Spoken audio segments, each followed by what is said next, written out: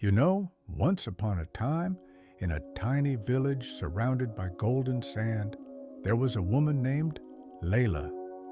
Every morning she'd walk through the quiet streets just as the sun began to rise.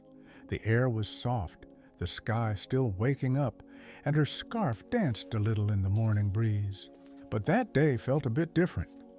Layla stepped out past the old gate and suddenly, no more houses, no more trees, just desert, endless hot golden desert.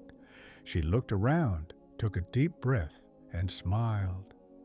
"Bismillah," she whispered, and started walking. The sun climbed higher and higher, the air shimmered, and every step felt heavier. Layla covered her face with her hand to block the light, but the heat was strong, the kind that makes even the air feel heavy.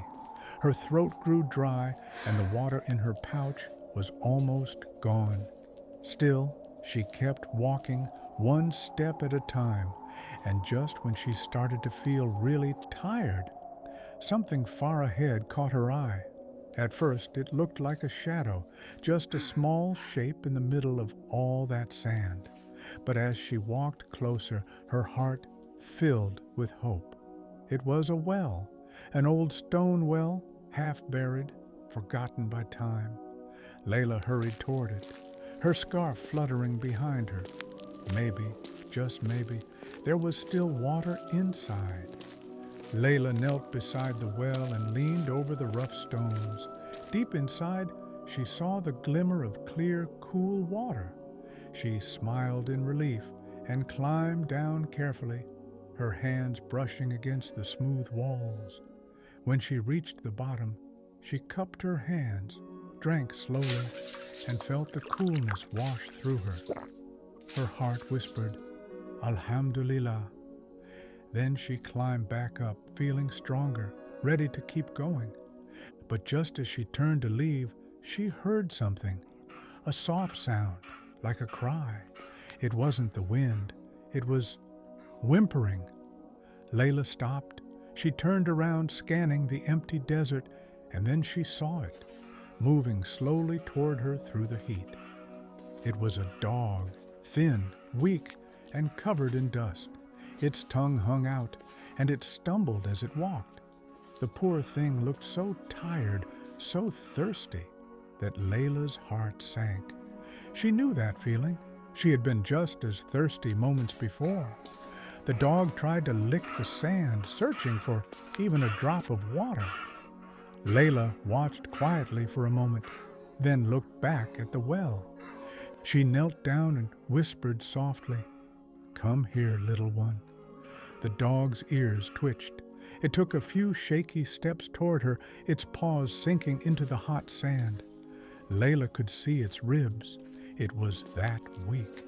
Her eyes filled with compassion. She knew she had to help. Layla looked down the well again. The water was there, but deep, far too deep for the dog to reach. She thought for a moment, then looked at her scarf and her shoe, and suddenly she smiled. She had an idea. Layla sat down beside the well, untied her scarf, and took off one of her shoes. She tied the shoe to the end of the scarf and carefully lowered it into the well. The shoe filled with water, and when she pulled it back up, drops sparkled in the sunlight.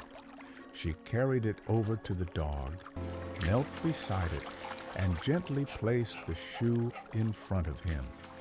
The dog sniffed it once, then began to drink eagerly. Its tail moved just a little, and its eyes softened. Layla smiled. She felt peace fill her heart, the kind of peace that only comes from doing something good.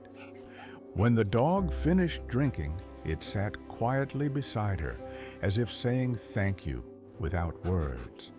Layla looked at it, and for a moment, it felt like the whole desert was at peace. Then, just as the sun began to set, a warm light seemed to glow around them both. Layla didn't see it, but she felt it. A calmness deep inside. It was mercy. It was forgiveness. Layla stood up and looked at the horizon. The sky was painted in orange and pink, and the desert wind felt cool again. She took one last look at the dog, smiled, and began to walk home. As she walked, the light followed her, soft and golden, like a blessing that would never fade. That night, when the stars filled the sky, Layla sat quietly and thought about what had happened. It was such a small thing, just a drink of water, but it meant everything. And maybe that's what kindness really is. Small things, done with a big heart. Because mercy isn't only for people, it's for every living thing. And kindness never goes unseen. Later, the Prophet Muhammad, peace and blessings be upon him, told us about this very moment.